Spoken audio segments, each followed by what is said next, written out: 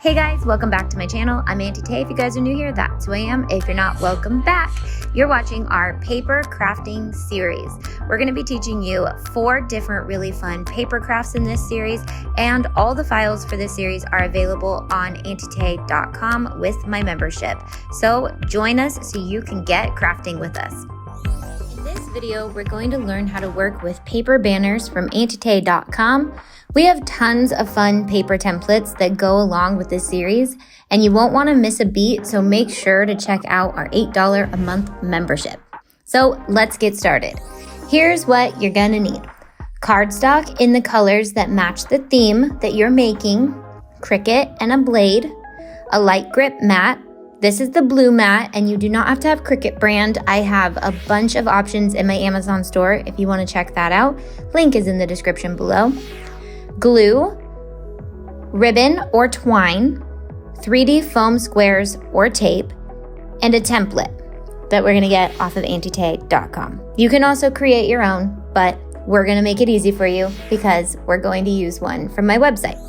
All right, so to use our paper banner, we're gonna go to paper and templates on auntietay.com, and we're gonna go down to the Marvel set just for this video.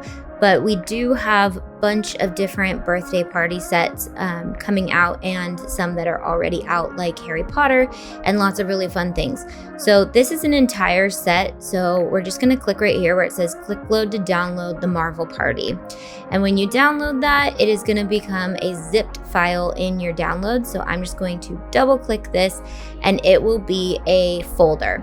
So in the folder, you will get a cake topper, which we have a whole nother video on how to do your cupcake wrappers and cake toppers. This is the cake topper or cupcake topper SVG bundle.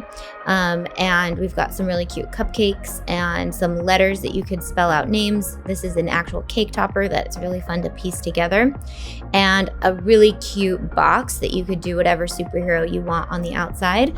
But today we are going to be working with the banner. So I'm going to upload this. This is the banner template, and you can obviously like pick different superheroes to go with it.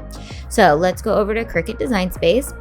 I'm going to click upload image, and browse just does not want to work. So I am going to drag and drop this onto Cricut Design Space, and it's an SVG, so it shouldn't take very long. We're going to insert this into our design area. I'm gonna ungroup this entire thing, and if I wanted to make the cupcake toppers with these, I could. Otherwise, we're just going to make a banner. So what I like to do is just copy and paste as many letters as I'm going to have in my banner. So in this case, we're making the word Marvel. So M-A-R-V-E-L-A-L? I can't remember. Okay, and then what you want to do is take your letters, and I'm going to hover over both layers like this. Actually, I'm going to get the A because it's the easiest, and I'm going to move it to the front. So I'm going to right click, send to front, and resize it to fit on top of my circle. And then if there's any letters that I don't need, I'm just going to delete them so that they're not in my way.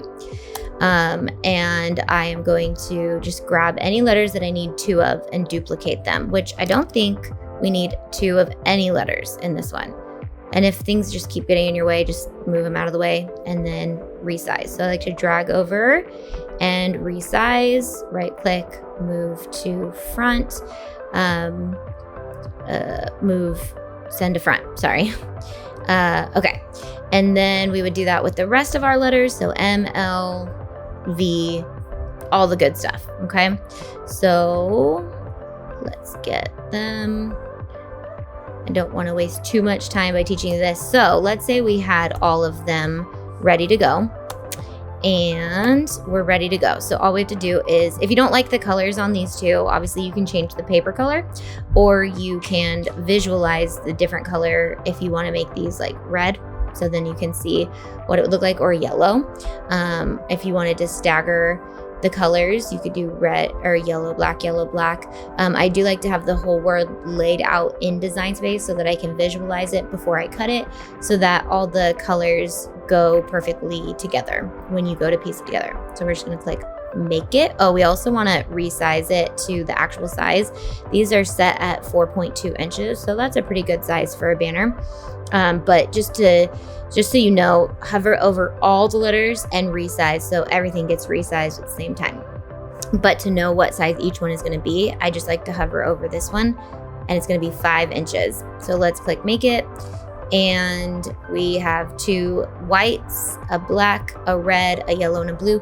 And even if I had 6 letters, I probably would just use the same amount of mats because the letters are pretty small and they fit well on the mat. So we'll click continue and we'll cut it.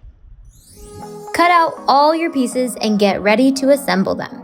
If you need help with cutting and scoring, check out the first video in this series called Cutting and Scoring Paper with Your Cricut. First, we need to lay out our entire banner in front of us. This will make sure we have all of our pieces and the colors in the order that we want them. You can go back and cut different colors if you don't like how it looks when you're done with it. Once we have everything laid out just the way we like it, then we can begin to assemble. You can go back and forth with glue and mounting tape for a textured look, or you can decide what you like best. Once everything is assembled, you can string your banner how you want. Sometimes it's fun to get creative here with loops and knots, so get crafty. I like to hang my banners with command hooks. Again, I will link some in my Amazon store. And now you know how to make a paper banner.